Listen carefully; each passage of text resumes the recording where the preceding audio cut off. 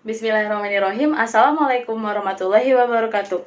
Hello everyone, my name is Dhita Lintang Perdhana and I'm studying in Universitas Muhammadiyah Professor Dr. Hamka or Hamka. I'm from class Qualitative Research on TEFL 6C. Today I'm going to talk and explain about Ontology and Epistemology in Qualitative Research. But before we are going to Ontology and Epistemology Qualitative Research, I want to explain a little bit about qualitative research first.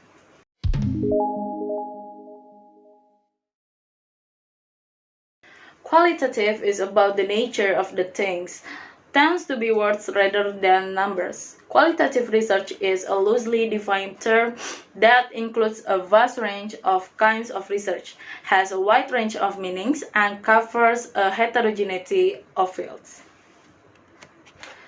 Qualitative research methodology focuses on generating meaning and understanding through rich description. It integrates more subjective human experience rather than just focusing on purely objective external reality. And we move to ontology.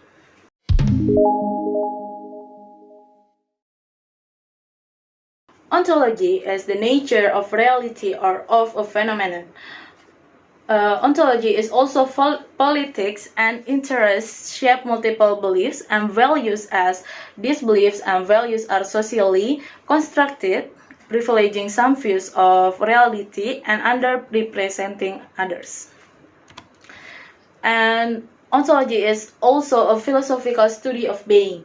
It deals about your view, the world, or reality. You also take into consideration the assumption that world or reality. You also take into consideration the assumption that you make about the nature of the world and of reality.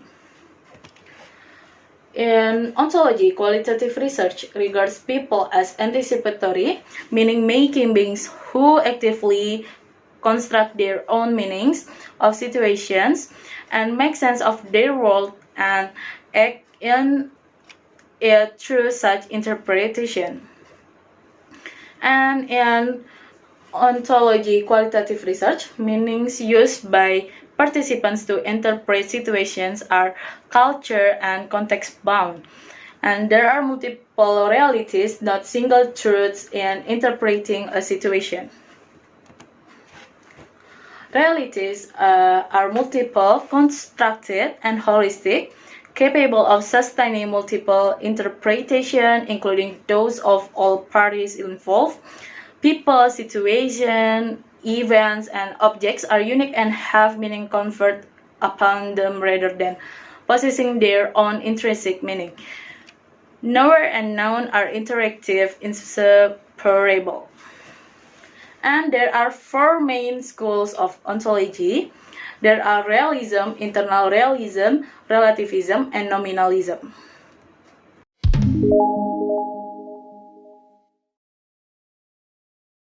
Next, we are going to talk about epistemology. What is epistemology? Epistemology is how we come to know these multiple realities.